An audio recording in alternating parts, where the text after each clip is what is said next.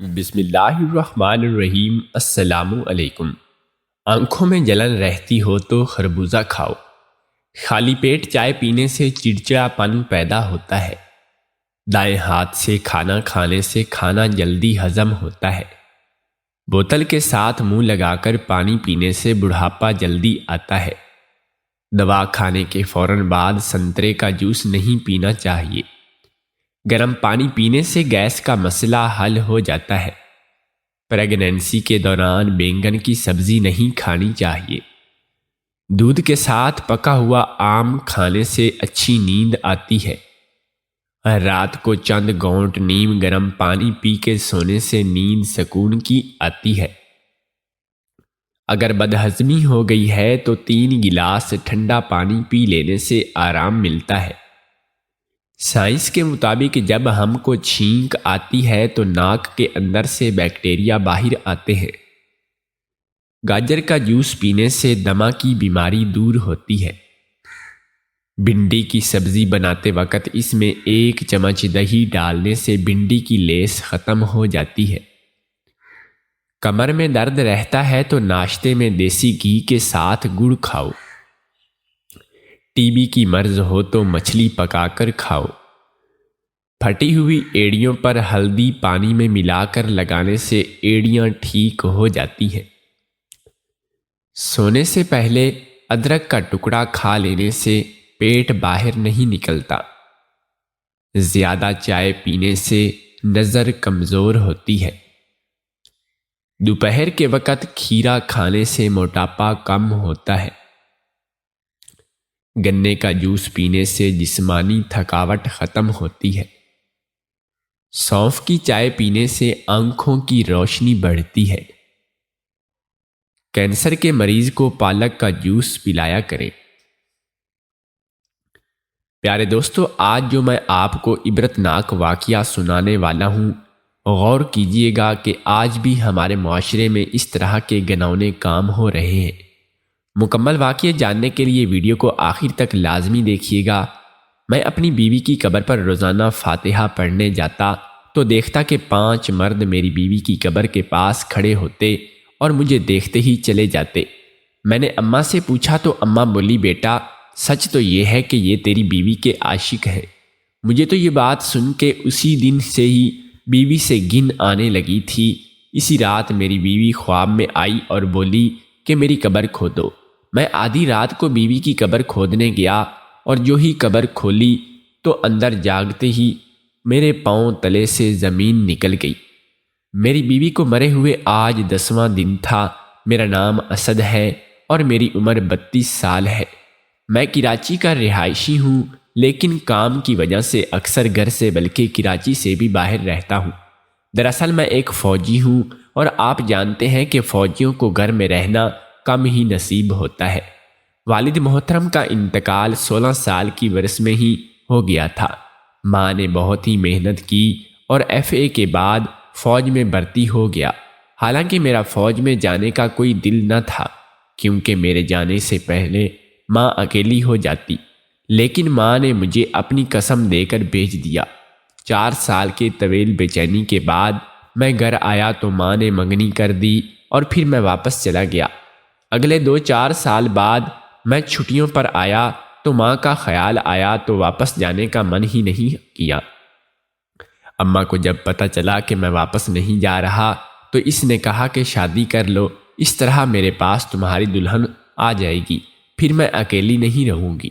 وہ دونوں تھی تو عورتیں ہی، لیکن پھر اماں نے مجھے منا ہی لیا۔ میری بیوی بہت نیک، اچھی اور پارسا تھی، بہت خدمت گزار تھی۔ میری اماں کا بہت خیال رکھتی تھی۔ بہت جلد ان سے گل مل گئی تھی۔ میں اب اماں کی طرف سے کچھ مطمئن ہو گیا تھا۔ خیر دن گزرتے گئے اور میری روانگی کا وقت آن پہنچا۔ میں نے اپنی شریک حیات کو اماں کا خاص خیال رکھنے کی تاکید کی، حالانکہ اس کی ضرورت نہ تھی اور اس نے مجھے کبھی شکایت کا موقع ہی نہیں دیا تھا۔ لیکن اماں میرے لیے بہت خاص تھی۔ ابا کے شہید ہونے کے بعد انہوں نے مجھے ماں اور باپ دونوں کا پیار دیا۔ کبھی مجھے یہ محسوس نہیں ہونے دیا کہ میں یتیم ہوں۔ میری ماں بہت اچھی تھی، سوسائٹی میں اس سے سب سے بہت پسند کرتے تھے اور سب اسے اماں جی کہتے تھے۔ جس دن میں جانے لگا تو جیسے ہی دروازے کے باہر نکلا تو دیکھا کہ آگے 2 خواتین کھڑی ہیں۔ انہوں نے اپنے چہرے ناموس طریقے سے چھپائے ہوئے تھے۔ مجھے دیکھ کر وہ ایک دم بکھلا گئی اور ایک دوسرے سے کہنے لگیں کہ چل یہاں سے چل، ہمیں آج یہاں نہیں آنا تھا۔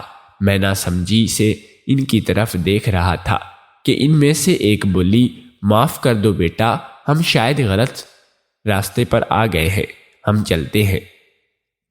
میں حیرانگی سے ان کی طرف دیکھ رہا تھا، وہ کچھ مشکوک سی لگ رہی تھی۔ ایک نے اپنے بازو میں کوئی پوٹلی رکھی ہوئی تھی، نہ جانے اس نے کیا کیا تھا۔ میں نے حیرت سے سر جھٹکا کیونکہ مجھے اس قسم کے لوگوں سے شدید نفرت تھی۔ میں نے ایک نظر مڑ کر دروازے کے ساتھ لگی اماں کے نام کی نیم پلیٹ دیکھی جس پر اماں کا نام واضح طور پر جگمگا رہا تھا۔ میں نے دل ہی دل میں کہا کہ کوئی اندھا ہی ہوگا جو ان سب کے باوجود دروازہ کھٹکھٹا کر کہے گا کہ ہم غلط پتے پر آ گئے ہیں۔ مجھے احساس ہوا کہ کافی دیر سے یہاں کھڑا ہوں، مجھے دیر ہو رہی ہے۔ میں جلدی سے دروازہ بند کر کے وہاں سے نکل آیا اور اپنے ساتھیوں سے ملا اور ڈیوٹی پر جانے کے لیے نکل پڑے۔ اس بار ہماری ڈیوٹی باغا بارڈر کے پاس لگی ہوئی تھی۔ دن گزرتے جا رہے تھے، چونک کی جگہ تو قریب ہی تھی، تو میں بھی مہینے میں 1-2 دن چھٹی لے کر چلا آتا۔ آج کل ملک کے حالات بھی بہت اچھے تھے، اس لیے چھٹی بھی مل جاتی تھی۔ اب تو میں بہت پرسکون تھا۔ میری بیوی میرے گھر اور میری اماں کو بہت اچھی طرح سے سنبھال رہی تھی۔ کبھی کبھی تو مجھے اس پر بے حد فخر ہوتا کہ وہ تو میری امیدوں پر پورا اتری تھی، ورنہ شادی سے پہلے میرے دل میں ڈر تھا کہ پتہ نہیں لڑکی کیسی ہوگی، میری ماں کا خیال بھی رکھے گی یا نہیں، کیونکہ آج کل کی لڑکیاں ساس اور سسر کو کم ہی پوچھتی ہیں، بس گھر پر حکمرانی جما کر ساس سسر کو کنارے لگا دیتی ہیں۔ لیکن میری بیوی نے میرے سارے خدشات غلط ثابت کر دیے۔ اس نے پہلے دن سے ہی میری ماں کو اپنی ماں مان لیا تھا، بلکہ ان کو بیٹی بن کر دکھا دیا تھا۔ محلے کی عورتیں جب دیکھنے آئیں تو انہوں نے کہا کہ بہن تجھے تیری کام کی وجہ سے اتنی اچھی بہو ملی ہے، ورنہ آج کل بہویں کہاں ساس کو منہ لگاتی ہیں۔ میں گھر فون کر کے خیریت معلوم کرتا رہتا۔ اس دن بھی جب میں نے فون کیا تو اس کی بہت گھبرائی ہوئی آواز آئی۔ وہ شدید رو رہی تھی اور بہت خوف زدہ بھی لگ رہی تھی۔ میں نے اس سے پوچھا کہ کیا ہوا ہے، کیوں رو رہی ہو، سب ٹھیک تو ہے، اماں کیسی ہے، کہاں ہے، وہ میری بات کراؤ۔ تو آگے سے اس نے جو کہا وہ سن کر میرے پیروں تلے سے زمین ہی نکل گئی۔ مجھے ایسا لگا جیسے میرا دل بند ہو گیا۔ مجھے کچھ سمجھ ہی نہیں آ رہی تھی کہ میں کیا کروں۔ میرے کانوں میں تو بس اسی کی آواز گونج رہی تھی کہ اماں نہیں مل رہی، پتہ نہیں کہاں چلی گئی ہے۔ میں کل سے انہیں ہر جگہ ڈھونڈ چکی ہوں، لیکن ان کا کوئی پتہ نہیں چل رہا۔ میں نے ان سے کہا کہ تم کہاں تھی، تم نے انہیں کہیں جانے ہی کیوں دیا، تم نے اتنی لاپرواہی کیوں کی؟ تو اس نے کہا کہ کل کچھ عورتیں آئی تھیں، وہ بہت گھبرائی ہوئی تھی، وہ آئی تو اماں ان کے ساتھ جانے کو تیار ہو گئیں۔ جب میں نے پوچھا تو اماں نے کہا کہ تم دروازہ بند کر لو، میں 1 گھنٹے تک آ جاؤں گی۔ میں نے پوچھا بھی نہیں کہ آپ کہاں جا رہی ہیں، تو انہوں نے کوئی جواب نہ دیا۔ وہ بہت جلدی میں تھی اور چلی گئی۔ میں نے 2 گھنٹے تک اس کا انتظار کیا۔ جب وہ نہیں آئی تو پھر میں نے محلے کے ہر گھر میں جا کر پوچھا، لیکن سب لا علم ہے۔ آپ کو کال کرنے کی بہت کوشش کی، لیکن آپ کا نمبر بند تھا۔ میں نے کہا کہ اچھا تم حوصلہ رکھو اور مجھے بتاؤ کہ اماں اس سے پہلے بھی کہیں گئی ہیں یا کل ہی گئی ہیں، کیونکہ میرے ذہن میں تھا کہ تنہائی کی وجہ سے اکثر اماں سوسائٹی میں سب کے گھر آتی جاتی رہتی تھی، لیکن پھر بھی پریشان کن بات تو تھی۔ میری بیوی نے بھی یہی کہا، سوسائٹی میں اماں سے سب لوگ بہت محبت کرتے ہیں تو انہیں اپنے گھر بلاتے رہتے ہیں، لیکن اماں رات کو کبھی گھر سے باہر نہیں گئی تھی۔ میں نے اس سے کہا کہ تم پریشان نہ ہو، میں آنے کی کوشش کرتا ہوں، تب تک تم سوسائٹی میں کسی سے پوچھو، ہو سکتا ہے کہ کسی کو کچھ پتا ہو۔ اس نے کہا جی ٹھیک ہے کہہ کر فون بند کر دیا۔ میں نے اسے تسلی دے دی، لیکن حقیقت میں خود پریشان تھا اور اوپر سے چھٹی کا بھی مسئلہ تھا، کیونکہ میں ابھی 15 دن پہلے ہی گھر سے ہو کر آیا تھا۔ ابھی مشکل سے ہی آدھا گھنٹہ ہی گزرا ہوگا کہ میرا فون پھر سے بجنے لگا۔ دیکھا تو میری بیوی کی کال تھی۔ میں نے جلدی سے کال اٹھائی تو آگے سے میری بیوی نے کہا، اسد اماں آ گئی ہیں۔ میں نے سکون کا سانس لیا اور پوچھا کہاں تھی، میری بات کراؤ ان سے۔ اس نے فون اماں کو دیا تو میں نے اماں کو سلام کیا اور پوچھا کہ اماں کیسی ہیں آپ، کہاں چلی گئی تھیں؟ یوں بنا بتائے تو اماں نے کہا، اسد بیٹا تو پریشان نہ ہو، میں ٹھیک ہوں، اس میں تو عقل ہی نہیں ہے، ایویں ہی تجھے پریشان کر دیا۔ میں نے کہا کہ آپ نے ٹھیک کہا، مگر پریشانی تو ہوتی ہے نا اماں۔ میں نے کہا کہ بیٹا میری ایک سہیلی تھی، وہ بہت بیمار تھی، مجھ سے ملنا چاہتی تھی تو اس کی بیٹیاں مجھے بلانے کے لیے آ گئی۔ اس کی حالت تشویشناک تھی تو میں جلدی میں بہو کو بتانا ہی بھول گئی، گھر سے نکل گئی کیونکہ مجھے یہی لگا تھا کہ میں گھنٹے تک واپس آ جاؤں گی، لیکن وہاں جا کر پتہ چلا کہ انہوں نے تو اپنی رہائش ہی تبدیل کر لی ہے۔ وہاں مجھے صرف جانے ہی نے 4 گھنٹے لگ گئے تھے۔ رات پڑ گئی تھی تو کسی نے مجھے آنے ہی نہیں دیا۔ میں نے سوچا کہ صبح سویرے نکل آؤں گی، لیکن وہ بیچاری صبح سویرے ہی چل بسی۔ اماں یہ کہتے ہوئے رو پڑی، پھر کہنے لگی کہ مجھے بہو کی بڑی فکر تھی اور مجبوری بھی تھی کہ لوگ کیا کہیں گے، میت ابھی پڑی ہوئی ہے اور بچپن کی سہیلی چل پڑی ہے، اور جیسے ہی اس کی تدفین ہوئی تو میں فوراً آ گئی ہوں۔ میں نے شکر کیا کہ اماں ٹھیک ہے۔ میں نے کہا کہ اچھا اماں آرام کریں، آپ تھک گئی ہوں گی، میں صبح فون کروں گا۔ دن گزرتے رہے اور میری پریشانی اور بڑھنے لگی کیونکہ ماں اکثر گھر سے غائب رہنے لگی تھی۔ میں جب کبھی بھی پوچھتا تو کبھی کوئی بات تو کبھی کوئی بات۔ ملک کے حالات بھی خراب ہونے لگے تھے اور میری ڈیوٹی بھی تبدیل کر دی گئی تھی اور وہاں کال ملنا بھی ناممکن تھا۔ لیکن اگر کبھی مل بھی جاتی تو مجھے زیادہ تر یہی خبر ملتی کہ اماں آج اتنے بجے گھر آئی، آج اتنے بجے گھر آئی، تو مجھے کچھ سمجھ نہیں آ رہی تھی آخر اماں کو ہو کیا گیا ہے۔ میری بیوی بھی بڑی پریشان رہنے لگی۔ یہ پریشانیاں وقتی نہیں تھی بلکہ اب تو پریشانیوں نے ہمارے گھر میں گھیرا ہی ڈال لیا تھا، اور اب ان کا وہاں سے جانے کا دور دور تک کوئی ارادہ نہ تھا۔ اماں کی روٹین سے میری بیوی روز بروز بستی چلی جا رہی تھی۔ ایک دن مجھے اس کی کال آئی تو وہ بہت جلدی میں لگ رہی تھی۔ اس نے کہا کہ میں نے آپ کو کچھ بتانا ہے۔ میں نے کہا کہ ہاں بتاؤ، تو اس نے کہا کہ اسد وہ اتنے میں ہی کال کٹ گئی۔ اس کے بعد میں نے بہت کوشش کی لیکن کال نہ لگ سکی۔ خیر میں بھی ڈیوٹی پر مامور تھا اور چھٹی کے انتظار میں تھا، جو کہ ملنا ناممکن نظر آ رہا تھا۔ اس طرح دن گزرتے جا رہے تھے۔ ہمارے گھر بھی روزمرہ کی طرح ساس بہو کے جھگڑے شروع ہو چکے تھے، لیکن کوئی بھی بنیادی وجہ نظر نہیں آ رہی تھی۔ اگر ماں سے بات کرتا تو وہ روتے ہوئے بہو کی شکایت کا دفتر کھول لیتی، اور بیوی سے بات کرتا تو اس کے پاس ساس کے خلاف پوری لسٹ ہوتی۔ میری تو پوری زندگی تباہ ہو کر رہ گئی تھی۔ جن 2 عورتوں میں میں بھروسہ کرتا تھا، مجھے ان پر فخر ہوتا تھا، ان کو ایک ساتھ اتفاق سے مل جل کر رہتا دیکھ کر میں اللہ کا شکر ادا کرتے نہ تھکتا تھا۔ آج انہی 2 عورتوں نے مجھے خدا سے شکوہ کرنے پر مجبور کر دیا، اور اب مجھے یہ لگنے لگا کہ میں نے شادی کر کے شاید غلط کر دیا۔ اکیلے رہ کر اماں بھی خوش تھی اور میری زندگی پرسکون تھی۔ پھر اچانک میری نظر اپنی وردی پر پڑی اور میں نے بے اختیار خدا کا شکر ادا کیا۔ میں گھر میں نہیں رہتا تھا، ورنہ ان دونوں کے ساتھ رہ کر، ان دونوں کے روز بحث سن کر شاید میں پاگل ہی ہو جاتا۔ 2 عورتوں کے درمیان بری طرح پھنس گیا تھا۔ ایک طرف ماں تھی اور ایک طرف بیوی۔ نہ جانے کیوں لیکن مجھے میری بیوی کی باتیں سچی لگتی تھیں، مگر پھر دوسری طرف اماں تھی۔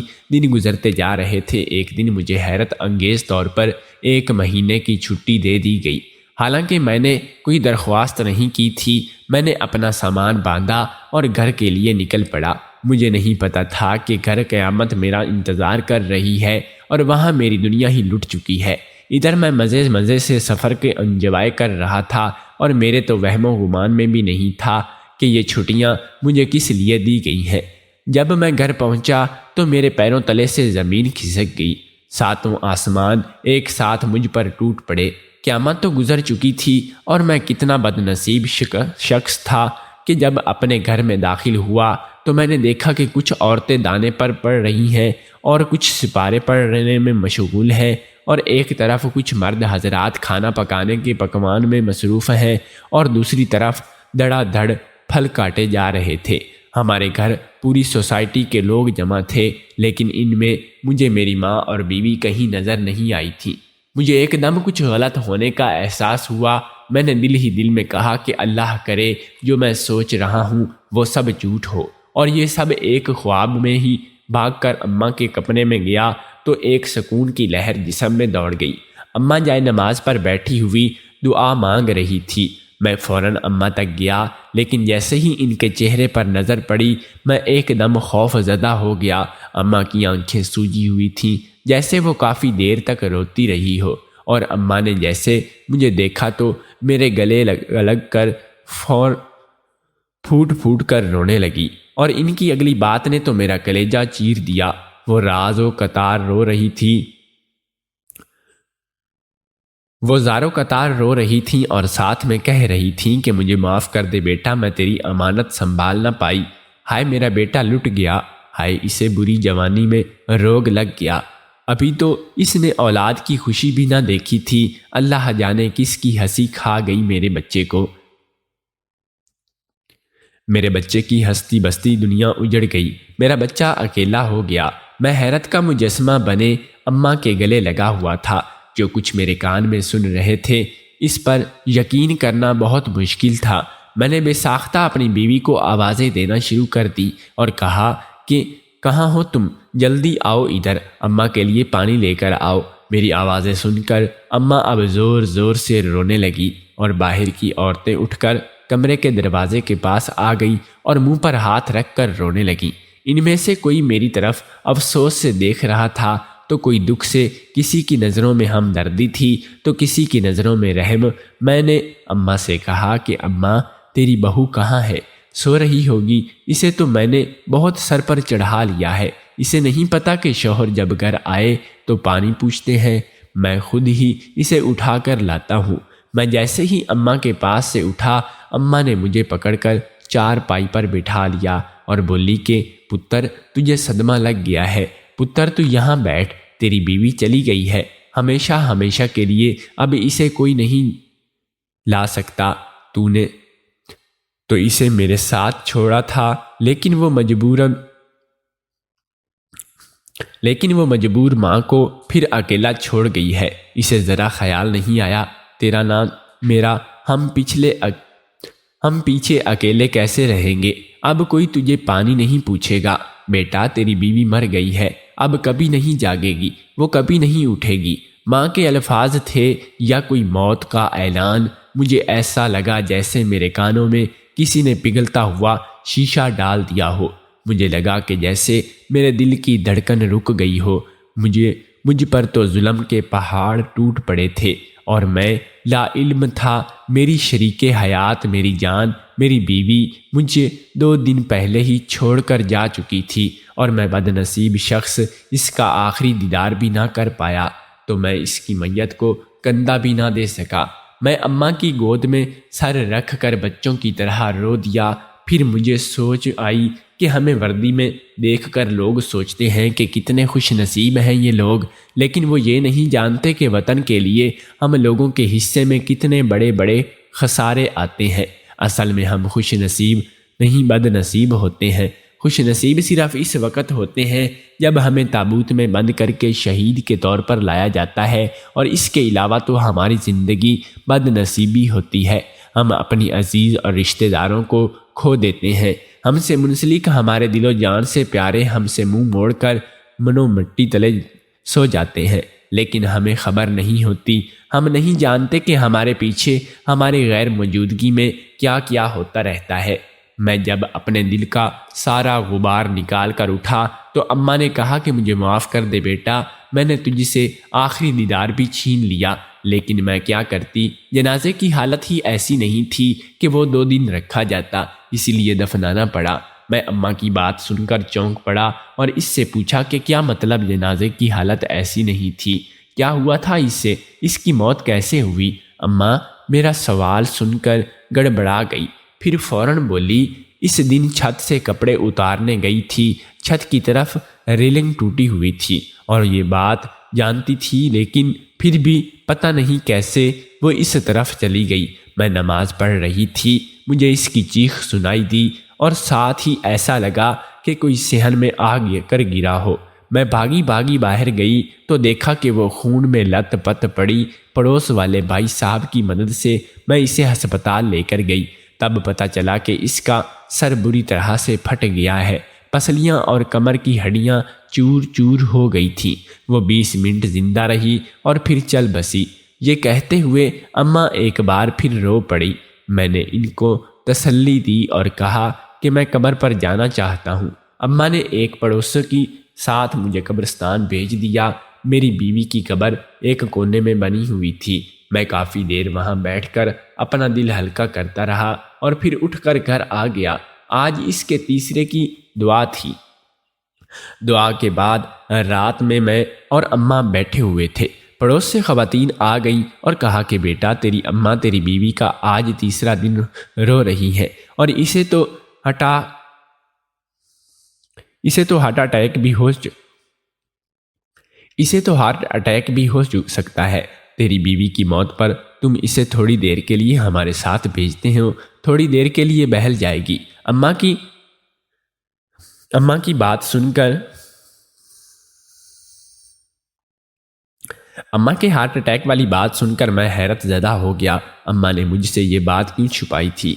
خیر، میں نے اماں کو ان کے ساتھ بھیج دیا اور اٹھ کر کمرے میں آ گیا۔ اماں رات کے 1 بجے واپس آئی، ساتھ میں وہ خاتون بھی تھی اور انہوں نے کہا کہ تمہاری اماں کو نیند کی گولی دی تھی تاکہ وہ سو جائے، کیونکہ وہ تو کسی طور پر بھی چپ ہی نہیں ہو رہی تھی۔ ابھی جاگی ہے تو میں لے کر آئی ہوں۔ میں تو کہہ رہی تھی کہ وہیں رک جاؤ، لیکن انہوں نے کہا کہ میرا بیٹا اکیلا ہے۔ مجھے اپنی ماں پر بے ساختہ پیار آیا۔ ماں کتنی اچھی تھی، لیکن میں نہیں جانتا تھا کہ میری ماں کے اندر ایک بھیانک عورت چھپی ہوئی ہے۔ آج میری بیوی کی موت کو 10واں دن تھا۔ میں روزانہ اس کی قبر پر فاتحہ پڑھنے آتا تھا، لیکن وہاں جا کر مجھے جو دیکھنے کو ملتا، اس سے مجھے بہت ہی حیرت ہوتی۔ میں بہت زیادہ سوچتا، لیکن مجھے کچھ بھی سمجھ نہ آتی۔ جب بھی اس کی قبر پر آتا تو دیکھتا کہ وہاں پر 5 آدمی کھڑے ہیں۔ مجھے دیکھتے ہی وہ وہاں سے بھاگ جاتے ہیں اور میں بڑا پریشان ہوتا ہوں۔ آخر یہ لوگ کون ہیں اور یہاں میری بیوی کی قبر پر کیوں کھڑے ہوتے ہیں؟ آج بھی میں اس کی قبر پر آیا تو دیکھا کہ وہ 5 آدمی پھر سے وہاں پر کھڑے ہیں اور مجھے دیکھتے ہی وہاں سے چلے گئے۔ مجھے بہت ہی تجسس ہوا۔ میں نے سوچا کہ اماں سے پوچھتا ہوں آخر ماجرا کیا ہے۔ جب میں اماں سے پوچھنے آیا تو اماں نے کہا کہ بیٹا، دراصل بات یہ ہے کہ وہ تیری بیوی کے عاشق ہیں۔ اس کے مرنے کے بعد بھی انہوں نے اس کا پیچھا نہیں چھوڑا۔ میں اماں کی بات سن کر حیرت زدہ ہو گیا، ان کی طرف دیکھ رہا تھا۔ اماں نے کہا کہ یہی سچ ہے، اور دوسرا اس کے لیے کہ کیونکہ اس میں اپنی مرضی سے بیاہ کر لائی تھی۔ اگر میں تجھے کچھ بھی بتاتی تو تو مجھے قصوروار ٹھہراتا کہ اماں تو میرے لیے کیسی لڑکی لائی ہے، لیکن اب چھپانے کو کوئی فائدہ نہیں ہے۔ میں تجھ سے بہت شرمندہ ہوں۔ میں نے اماں سے کہا کہ آپ شرمندہ نہ ہو، آپ کی کوئی غلطی نہیں ہے۔ مجھے بے ساختہ اپنی بیوی سے گھن آنے لگی تھی اور میں اسے شدید نفرت کرنے لگا تھا۔ اسی رات وہ میرے خواب میں آئی اور مجھے کہنے لگی کہ میری قبر کھول کر دیکھو۔ میں حیرت سے اٹھ کر بیٹھ گیا اور یہ کیسا خواب تھا؟ دیکھا تو رات کے 2 بج رہے تھے۔ میں ہمت کر کے اٹھا اور قبرستان کی طرف چل پڑا۔ وہاں جا کر جیسے ہی قبر کھولی تو اندر کا منظر دیکھ کر میرا دل بند ہو گیا۔ اندر ایک قبر نہیں بلکہ ایک کمرہ تھا جس میں ہلکی نیلی اور سرخ رنگ کی بتی جل رہی تھی۔ ایک دائرہ بنا ہوا تھا جس میں مختلف کھوپڑیاں اور موم بتیاں پڑی ہوئی تھیں۔ ایک عورت کے بال اس کے چہرے پر پڑے ہوئے تھے اور اسی لیے اس کا چہرہ ڈھکا ہوا تھا۔ میں نے آگے دیکھا تو میری آنکھیں حیرت سے پھٹنے لگی۔ میری سوسائٹی ہی کی کچھ عورتیں سر جھکائے بیٹھی ہوئی تھیں۔ میں نے حیرت سے دوبارہ اپنی نظریں اس کمرے کی طرف دوڑائیں تو ایک کونے میں نظر آنے والے منظر نے میری روح کھینچ لی۔ کونے میں میری بیوی کو رسیوں سے باندھا گیا تھا اور ایک عورت اس کے منہ پر مسلسل کچھ ڈال رہی تھی جسے وہ منہ بند کر کے اندر جانے سے روک رہی تھی۔ میں نے ایک دم سے فون نکالا اور پولیس کو کال کی۔ میں نہیں جانتا تھا کہ ابھی تو میرے اوپر مصیبتوں کے پہاڑ ٹوٹنے ہیں۔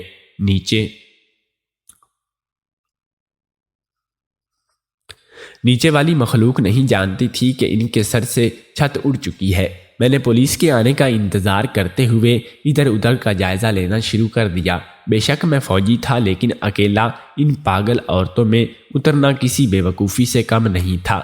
میں چلتے چلتے قبر کے کنارے والی طرف آ گیا اور مجھے ایک حیرت کا جھٹکا لگا۔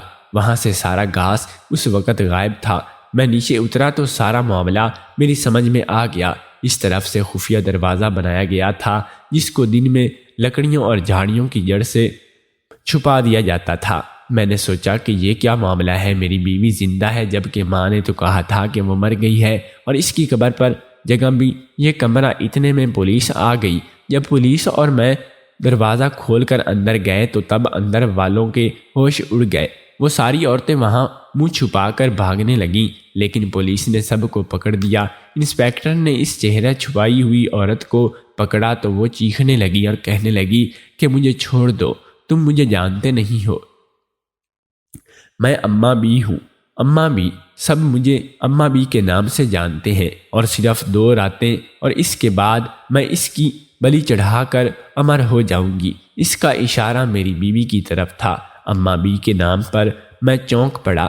میں نے ایک دم آگے بڑھ کر اس عورت کے چہرے کے آگے سے بال ہٹائے۔ مجھے اپنے پاؤں پر کھڑا ہونا مشکل لگ گیا تھا، کیونکہ وہ اماں بی کوئی اور نہیں بلکہ میری ہی ماں تھی۔ میرے لیے یقین کرنا مشکل ہو گیا تھا، کیونکہ میری ماں تو 5 وقت کی نمازی اور تہجد گزار تھی۔ پھر یہ شیطان عورت کیسے پولیس ان سب کو پکڑ کر لے گئی؟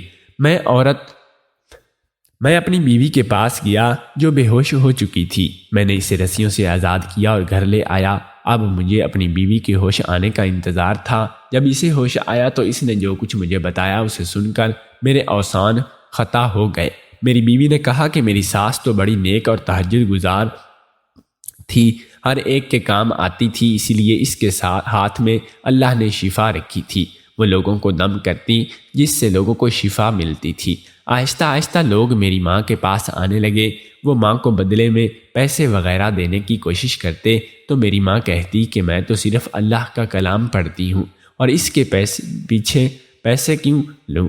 اس طرح جب وہ اس دن دم کرنے گئی تو اس پہر کافی عورتیں میری ماں کو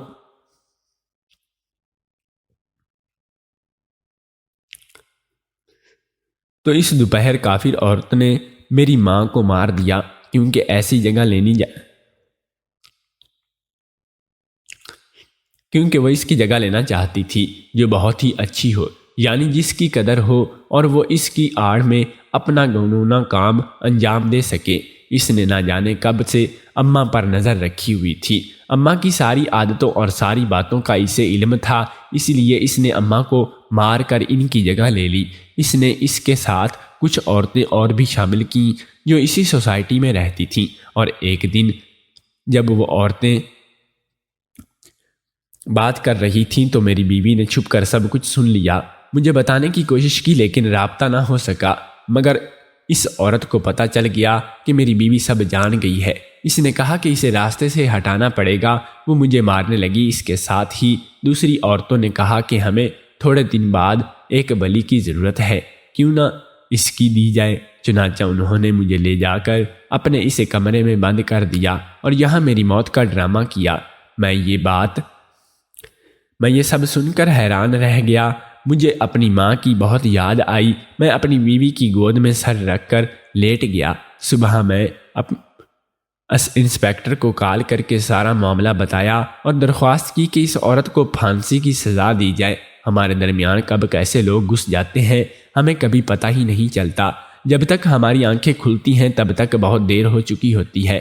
پیارے دوستو، آج کی یہ سٹوری آپ کو کیسی لگی کمنٹ باکس میں اپنی رائے کا اظہار ضرور دیجیے گا، اور جاتے جاتے اس ویڈیو کو لائک ضرور کر کے جائیں۔ مزید ایسی ویڈیوز حاصل کرنے کے لیے ہمارے چینل کو سبسکرائب کر کے ہماری فیملی کا حصہ ضرور بنیے گا۔ شکریہ۔